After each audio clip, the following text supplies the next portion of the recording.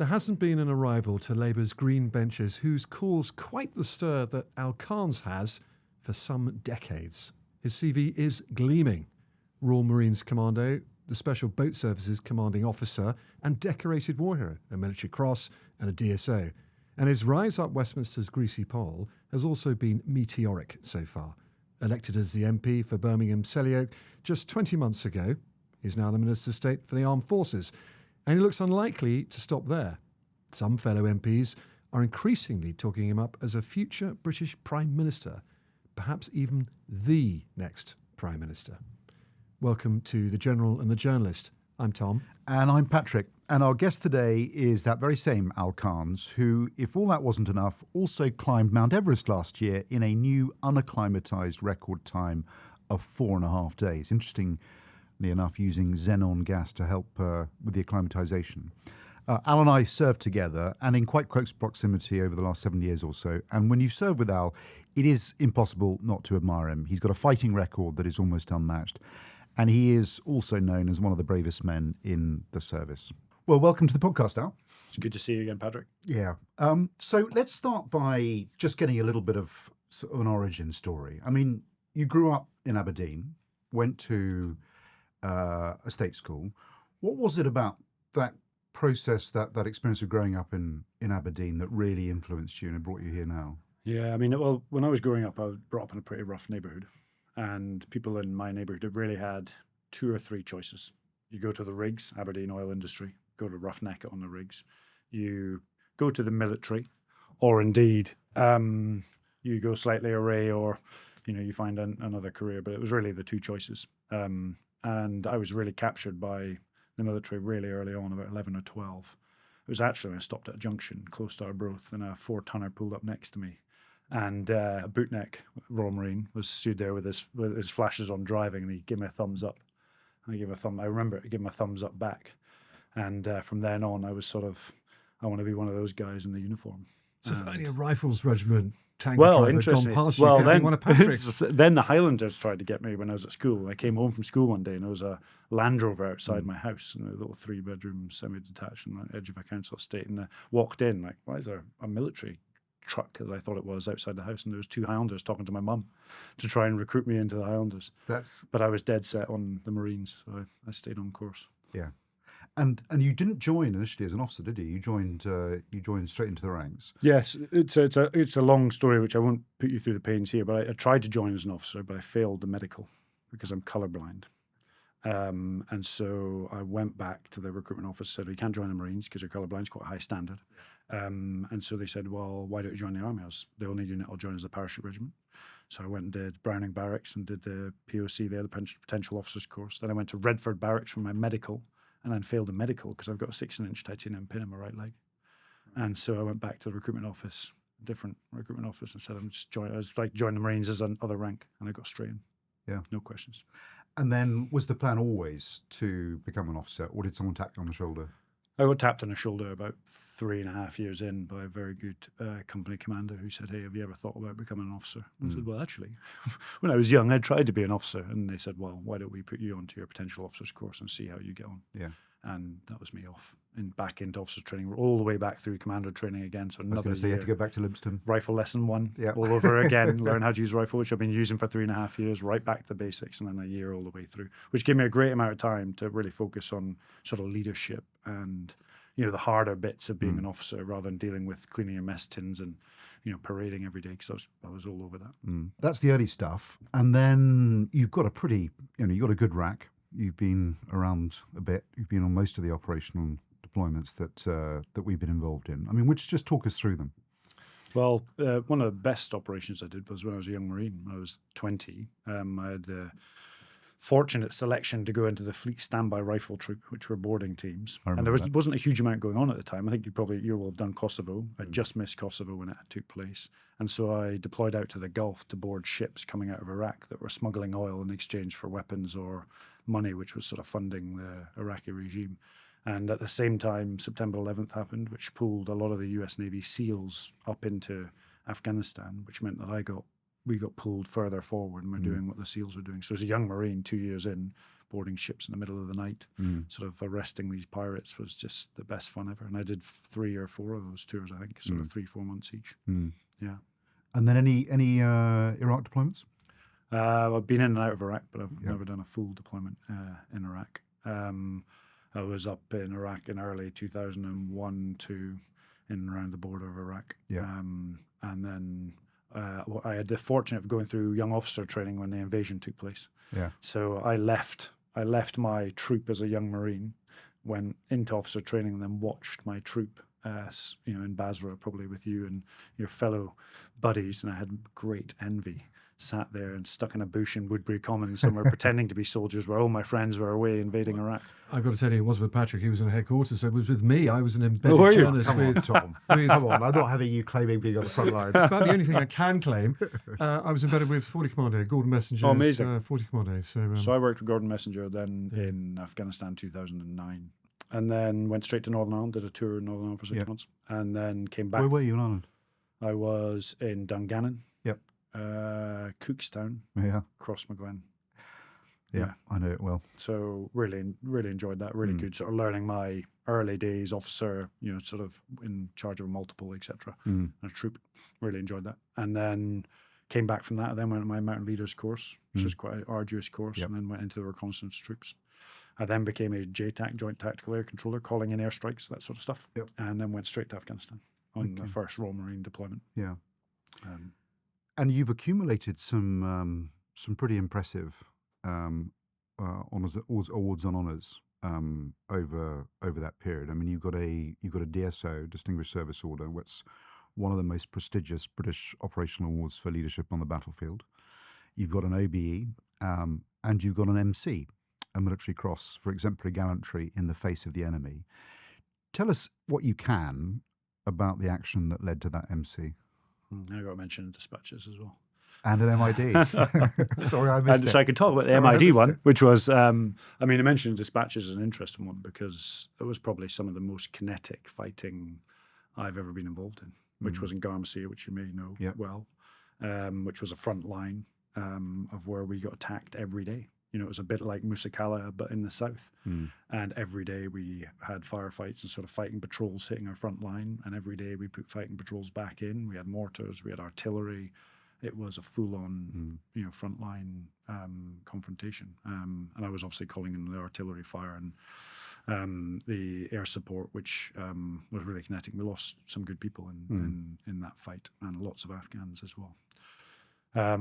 The military cross was actually a team event. It was a long way away from our normal operating area, and it was going after some of the most ruthless and effective enemy I think I've probably faced. But we won, and they didn't. And there are stories that there were quite a lot of holes and bits of your webbing shot away while in that action. Yeah, I had holes in my webbing. In 2006, actually, I got a round went straight into the DASAC. One of the guys to my left was killed. One of the guys to my right was shot in the arm. We had, I've had some close calls. Yeah. I don't want to make you uncomfortable, but you're in the Special Boat Service for a while. You commanded the Special Boat Service. This is not something I suspect you are going to confirm or deny on this podcast, but it would be very interesting to hear anything you can say about it. Yeah, so I never talk about my service and any specialist elements. What I would say is it's been an absolute privilege throughout my whole career to work with the very best in the military. And every day, every night of every week, of every month, of every year, they're out there protecting the freedoms we enjoy. And, I salute them now, doing what they're doing, because we'll be sat here and there will be people in the dark walking around protecting us. And may it continue. So let's talk about your interesting career change. You were a full colonel, but 2 years ago, less than 2 years ago, you were going to be made up to brigadier. That was already in the pipeline. There was already talk that you're going to go all the way to 4-star general, to Patrick's extraordinary heights. Why on earth switch to the interscene, unpleasant knife fight of a career longevity of a gnat of politics? Well, I was 2 days away from becoming a brigadier, and going in to be deputy of quite a prestigious organisation. And that would have been a huge privilege. But I also recognise, and Patrick may be able to empathise with this, is that the ability to change stuff at that 1-star level is actually quite limited in a hierarchical organisation. The moment I decided to leave actually was when I walked out of briefing the chiefs. I was going to bring it up. Which I think, Patrick, would be interesting to hear your view. And I walked out and I thought the world and the way of warfare is changing to such an extreme. And I didn't felt it resonated with some people. And so I thought, if I don't leave the military, one, we won't be able to change it fast enough. And secondly, I wanted to change the country to get it ready for what I think is, over the next 3 to 5 to 10 years, probably a significant confrontation with a major state. Well, tell us that story. Tell us about the very moment you decided, right, I'm going to have to try and get myself elected. I've watched this. So here's a couple of facts. So one drone now equates to 22 artillery rounds in lethality and accuracy. 87% of all casualties in the front line in Ukraine are caused by drones. Tanks and armour last an hour and a half once identified, if that, before they're M killed, mobility killed, and then K killed by subsequent strikes. Large formation manoeuvre, even at speed now, is usually dented by what is the most digitalised, autonomous, and capable drone force in the world. And it is evolved at a rapid rate of which is unprecedented. And when I sort of pulled all of this together, I briefed everybody and anybody who'd listen to me. And I had the privilege of briefing the chiefs. Patrick was there. We had the head of the Army, Navy, Air Force, Chief of Defence Staff, and I sort of gave my spiel. And some of the statistics I used, for example, I think if I remember correctly, Patrick, I said, the Army is training, as the Marines are, for a sniper to shoot one round, one bullet, 800 metres, point of aim, point of impact. And I could train my son in 2 weeks to kill you at 45 kilometres in a fibre optic drone. And so have we got the balance right? We've got a Navy without a Navy that's destroyed a Navy. Have we got the balance right? We've got, for the price of a wing of an F-35, people striking thousands of miles inside Russia with not the same precision or necessarily effect, but for a fraction of the cost. Have we got this balance correct? And I walked out of the room and I don't think everybody got it. Or I didn't think the system was going to move as fast as I wanted it to. So at that very moment, within 4 steps out of the office, I said, I've got to leave and make this change or we're going to lose lives as we move forward. Patrick, did you know when Al walked out the door, he was walking down the road to Westminster? No, I didn't know that, but I wasn't surprised that Al left that briefing feeling a little underappreciated. I mean, he gave a very compelling briefing, and there were a few of us in the room who were, thought that everything he was saying was pretty compelling and needed listening to. And there were 1 or 2 people in the room who thought that Al was getting a bit too big for his own boots. The reality was that you've got to see it to believe it. And we see it now on our screens. And everybody now is saying, hey, drones, it's not the be-all and end-all. So I always go back to one key lesson. The First World War, there were 2 critical lessons that were taken out. The French built the Maginot Line. The Germans integrated air maneuver into land maneuver and developed blitzkrieg. Whoever integrates drones, autonomy, and AI into the way we fight, or the way we fight into drones, autonomy, and AI, will win the next conflict. And I think it's about harnessing the capability that Ukrainians have demonstrated.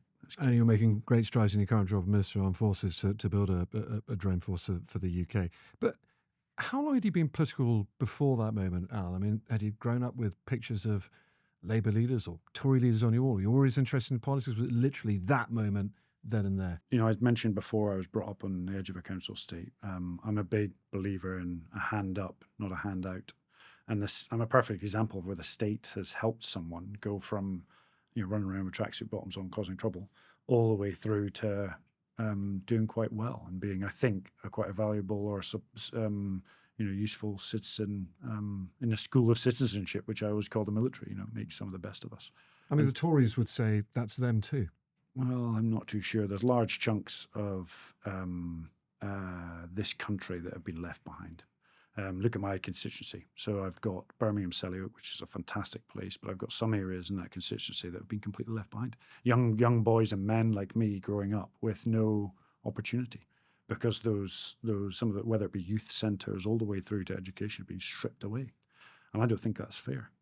As I say before, this isn't about handouts. This is about a hand up. And I always, it's a rubbish analogy, but I always say, if a flower is wilting, it's not the flower's fault, it's the environment.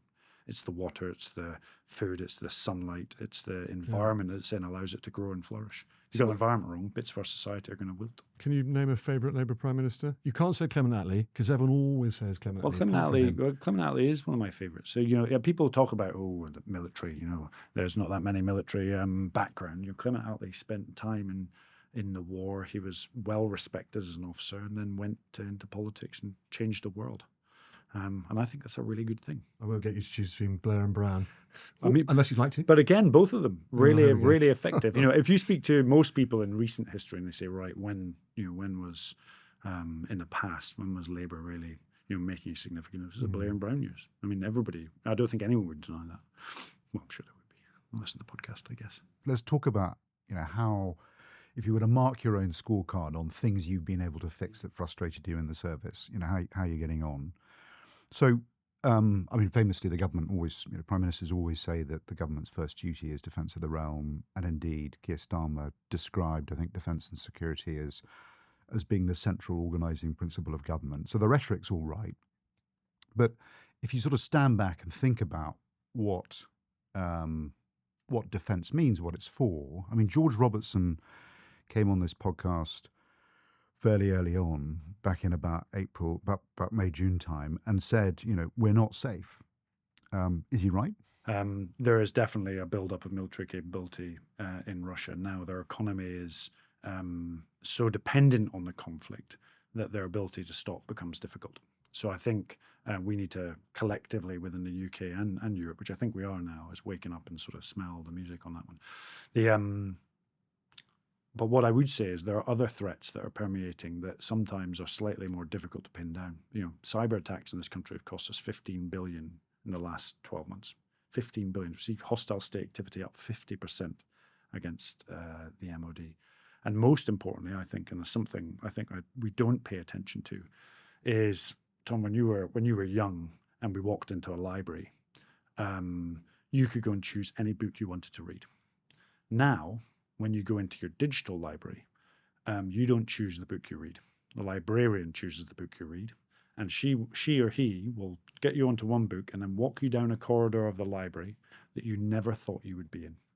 And this is the power of social media algorithms and who owns the narrative as to what our young people and young adults are reading today. And I think that's one of the most dangerous threats, because what it does is it sows division. It tries to divide the country from within. And I do think the world is becoming more fractious, more dangerous than I've ever seen it before. And what you're talking about there is as much about social cohesion and the resilience of the country and society as we are talking about our ability to deter the most immediate threats. And you've mentioned Russia already. There's a sort of there's increasing consensus that the potential for military confrontation in quite a rapid timescale is increasing. People talk about dates like 2029. I think the Dutch defence minister did that. 2030. First of all, do you recognise the urgency of that time frame when it comes to deterring Russia? Yeah, so 3 to 5 years. I've always been clear on this, and I've been clear with other people. 3 to 5 years for geographically constrained conflict in some way, shape, or form. So others say it's not 3 years. 2029 we'd be lucky. Some say it's 2027 now because of the rate of increase. And every time we've tried to guess it, we get it wrong. The reality is we need to be ready. My belief at the moment is the military is fit to fight. I think we need to rapidly adopt the lessons from Ukraine and make sure that, for example, the army is equipped with the most capable drones and integrated systems to fight. And it's something I think you've mentioned before, Patrick, that warfare isn't just about hardware, it's about resilience. I'm big on reserves, I'm big on cadets, I'm big on national resilience, I'm big on industry. It's actually the elements that sit behind our frontline forces which will decide, as they have done in almost every major conflict, of whether we can sustain the losses early and win in the long term. But you said, and you would say this as Minister for the Armed Forces, that you believe the armed forces are fit to fight. I agree with you, but I don't think they're fit to fight for very long. Are we going to be ready for the sort of time frame that you described? Because So just this weekend, we had reporting of warnings from the UK's most senior representatives in NATO saying that, that the UK is seen as now under-delivering. It's over-promising and it's under-delivering. It's not matching with the sort of degree of urgency that we need, the commitments that we've made to NATO in each of the domains, air, land, sea, space and cyber. Are we moving with the right degree of urgency? Well, go to the Munich Security Conference. You heard Keir's speech. I did. Well, there we go.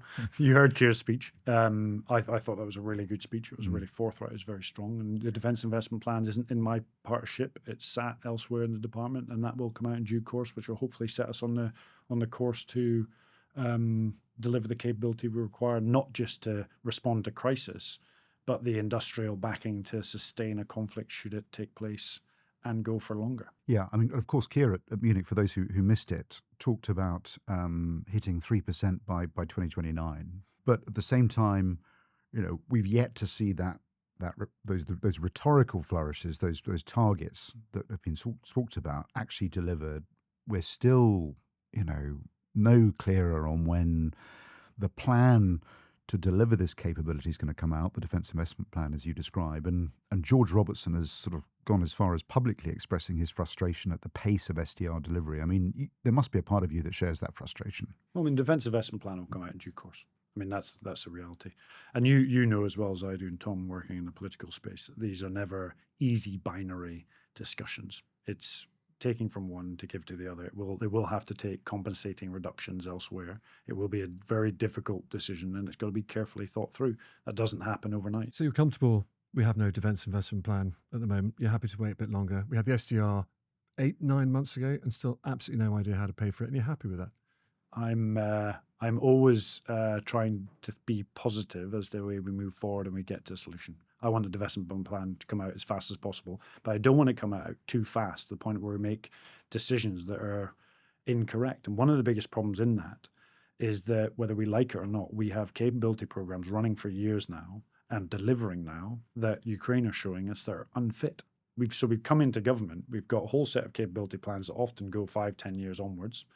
We've been landed with them. We're watching this Ukraine war develop, and we're recognizing that some of this capability is unfit for purpose. Which ones? So I totally understand you may need to take a bit from Peter to pay Paul, and things change very, very quickly these days on the battlefield. Which programs are you talking about that may now I'm not have going to to talk go? about specific programs. The DIP will do that. But what I'm talking about is early on when I mentioned the use of drones on the front line, the use of drones in comparison to artillery or conjunction with artillery, the fact that a division now has 300 drones 24/7 on the front line observing every section of the battlefield. That's a different approach to 5 years ago. We've seen it in the First World War, the Second World War. It will always be thus. It's taken place in Ukraine. We've got to make sure we adopt those lessons and then act upon them. And I think you're playing quite a large role in creating this sort of drone centre of excellence based around Herefordshire, particularly with Enmite. Yeah, so there's a couple. I'm your number one drone advocate. Yeah. And the reason that I say it is like a farmer using a scythe and then seeing a combine harvester. It's that we're at that type of moment, and drones are now ubiquitous in every type of conflict. And the reason they're ubiquitous because early on in the conflict, if you have exquisite high-end capability that can't be replaced from an industrial base fast enough, Which is precisely what we have. which in some cases what we have, then we need cheap mass with sophisticated software. But actually the sweet spot is a combination of the two, as we've seen in Ukraine. Yeah, but follow the money, and the defence programme essentially is spending most of its money on the nuclear enterprise, on nuclear submarines, on the Global Combat Air Programme. These are exquisite, high-end, slow-to-produce capabilities. And so, which I agree with, but they're often the decisive capabilities that decide whether you win or lose. My point being is we've got to match those capabilities with mass, what I would call relatively dumb hardware, but with very sophisticated software.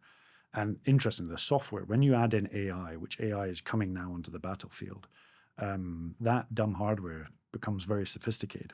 And if you can produce it at the mass and the rate of which Ukrainians are, then you end up with a high-low mix. Yeah. Can I give you a proposition? 2 years ago, you made your fateful decision. You had to get out and change the system as a politician rather than a military officer. You're now the poacher-turned gamekeeper. And I feel your pain. I think we can hear your pain, and maybe a lot of listeners can hear it as well. You're now the gamekeeper having to defend the incredible frustrations and pain and slowness of the system. So I came into this eyes wide open. I know the system and how slow it can be. And at the only time it tends to speed up is when you actually go to conflict and you end up in urgent operational requirements. People just buy stuff to get it going. I'm completely confident that the Strategic Defence Review, the new National Armaments Director, is starting to change that system. But I'm also not naive enough to think that it will change overnight. What would you like to move faster so on? I'm pushing really hard to move as fast as possible on drones. In particular. And what I mean by drones is autonomous systems, maybe not even autonomous, remote controlled systems, if you want to be sort of specific, which distance the soldier, the sailor, and the airman or woman from the fight, and can be overlaid with AI when I think this AI revolution sort of takes hold in the military space. Really interesting. We interviewed General Rainey, the commander of US Future Command, US Army Future Command, this incredible organization with 10,000 troops just trying to think about the wars of the future for the US Army. And that was precisely his frustration. Very frustrated that the Pentagon was just not moving fast enough to procure drones, because he can see the wars of the future. He can see Ukraine today as well. I think there's a huge amount of lessons, but we have moved a long way. And I think it's only going to get faster. Last ball breaker question on defence funding for the gamekeeper who was the poacher. I know overall percentage figures of GDP. A, they bore the hell out of people. B, it's not about input, it's about output, etc. But they're a fairly good study, aren't they? And an example of where you're going. So we're going to hit 2.5, 2.6% next year. 7 different NATO countries are already at 3%. Germany's going to go further. Germany's going to hit 3.5% of GDP on defence spending in 2029. It has been rumoured that Keir Starmer wants to increase our 2.5, 2.6% by 2029 to 3% to try and catch up with others. Would you agree with that? Would you back that proposition? I would back it. I mean, in the Munich Security Conference, he sort of alluded to it. What I want to do is make sure that money is spent in the right place, to make sure that we have the right capability for our soldiers, sailors, and airmen as we move forward. I think on the international space, watch Germany. I've spoken to my German counterparts, my Norwegian counterparts, my French counterparts. The Germans are off. And because they're, I wouldn't say starting at a low base, because they have quite a blank canvas, they're adopting some of this new type of warfare at a different level. But there's a risk in that, Al, isn't there? Because Germany's moving out. So one of the other things I do is I advise this brilliant drone firm called Stark. Stark has an order, very large order from the Germans. And other than the stuff that we're doing for the Ukrainians through Task Force Kindred, nothing, no orders from the UK. And so we're increasingly going to be at the back of the queue if we don't start moving quickly. And so this is why we've got to just create a drone center of excellence. Watch this space the next couple of weeks, maybe. Ensure that becomes the central point of all procurement for drones, and make sure that the contracts allow software integration, data sharing. And so whether it be a drone from Stark or Helsing or any of the great Ukrainian companies that do in some cases have the best drones in the world, they can all talk to each other and integrate. Because no point in the Army having a certain system that the Marines have that don't talk, that the Navy doesn't talk. Then that's not an integrated force. No, and I get that you've got to be able to assess these, but each of these drone firms will say, that's precisely what we're offering you at the moment. Oh. Can you just order it, please? Now would they say that to each other? It's really obvious, isn't it, that defence is going to be a major issue at the next general election, unlike it has been at British general elections for 3-4 decades, maybe. Sorry to go back to percentages. One last time on this. Tories are already promising 3% on defence. Being rumoured that Keir'd like to go there, you'd be very keen to see that. But 3% may not even be enough by 2029. Would you like to see the Labour Party stand at the next election at 4%, 5%? First of all, the Tories are wonderful. You know, it's like we would push higher. Well, they had the opportunity to do so. I know. And the start of the conflict was there, and they didn't do it. We've raised defence spending. It's going to go up over the next 10 years. We've been clear on that. So the first time anybody in uniform will see defence spending going up. I'm a firm believer we've got to make sure that goes in the right place. But defence isn't just about tanks, bombs, and bullets. It's about national resilience. It's about reserves. It's about education. It's about cadet forces. It's about our ability to sustain impact and manage crisis. Speaking to my international colleagues, whether it be in Norway, the Nordics, all the way down to Germany, they're also taking that really importantly. France is moving out on that as well. So we've got to think about resilience and defence in depth, because it's no longer about wars of choice, Afghanistan and Iraq. This is about wars, arguably, I wouldn't say of national survival, but that protect and shape the freedoms that we enjoy. And we may not have a choice of whether we're involved.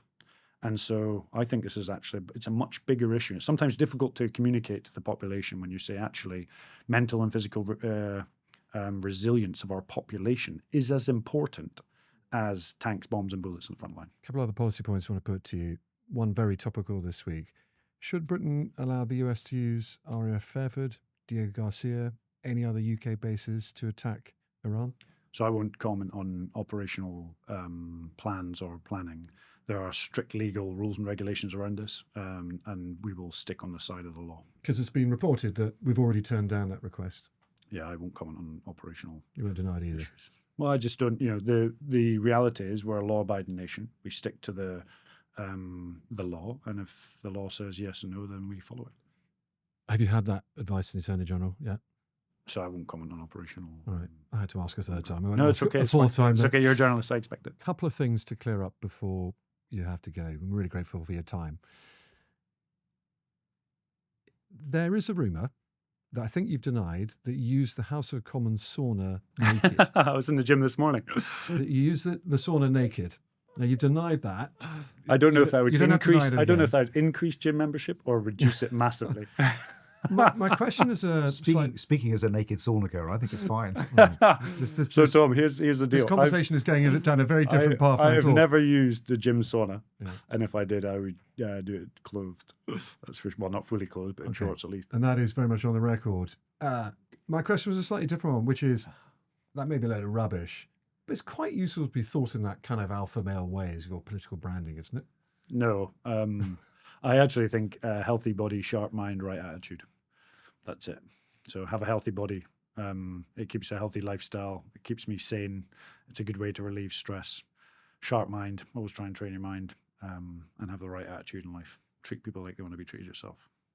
That's it. They're like some of the rules that I live by. So All right. I go to the gym every day to keep myself sane and have a healthy body. Okay. You don't like the He-Man image of clapping a tackle around the sauna?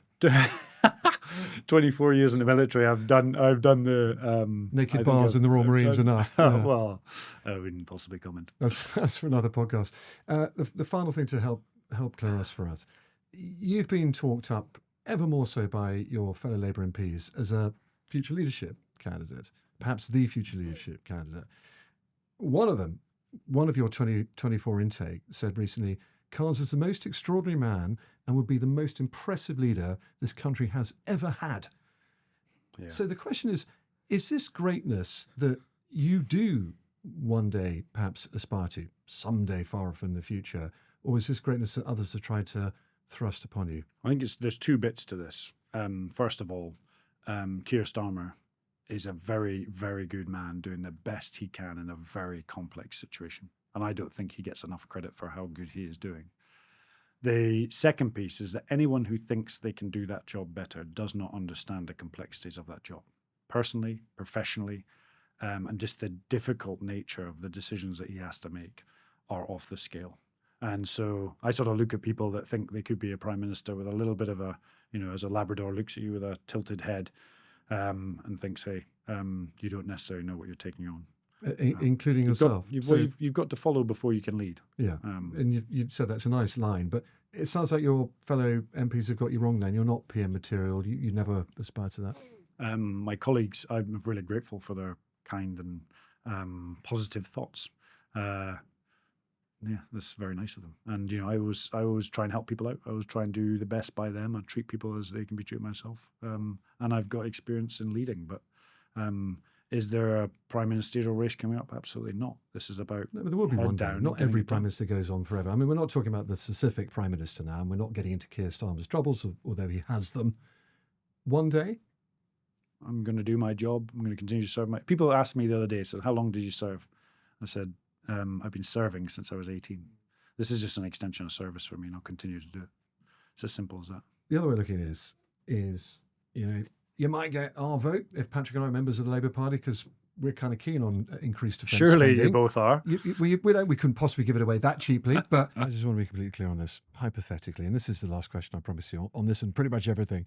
Hypothetically, If there was a vacancy to lead the Labour Party, now or in the future, would you consider running? Your arms are crossed for those not watching Well, on it's YouTube. yours because Would you consider running, yes relentless or on no? this. The reality is anyone who thinks that job's easy is massively misguided.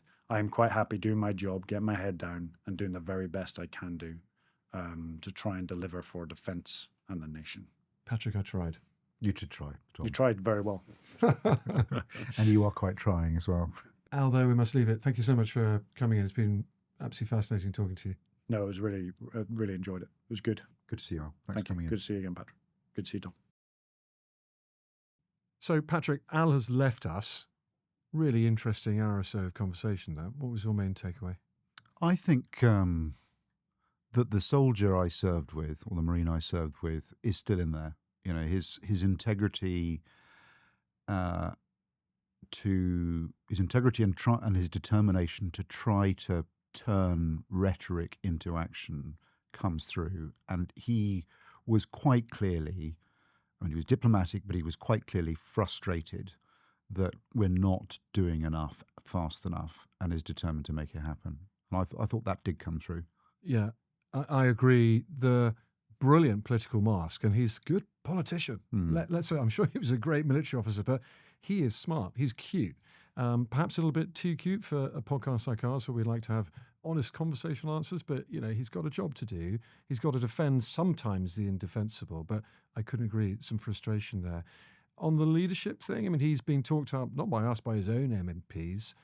I do wonder, although, you know, we might vote for someone who wants to spend more on defence, whether Labour members would, whether Labour MPs would. But you know what? They might if someone makes the case. Well, that is it for this week. Our usual plea to keep emailing us with your thoughts and questions. Send them to general&journalists@thetimes.co.uk. That's general&journalists@thetimes.co.uk. They're all hugely useful. And if you haven't already done so, do sign up for the War and Peace newsletter, free to Times subscribers every Thursday, and written by Tom, and it is excellent. So until next week, bye, Tom. Thank you, Patrick, and goodbye.